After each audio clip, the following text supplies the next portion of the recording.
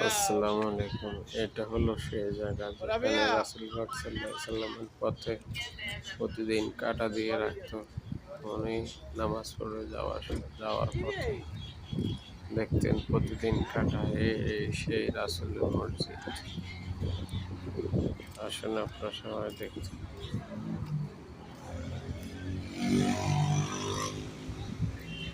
আল্লাহ যেন আমাদের সবাইকে দেখার তৌফিক দান করেন।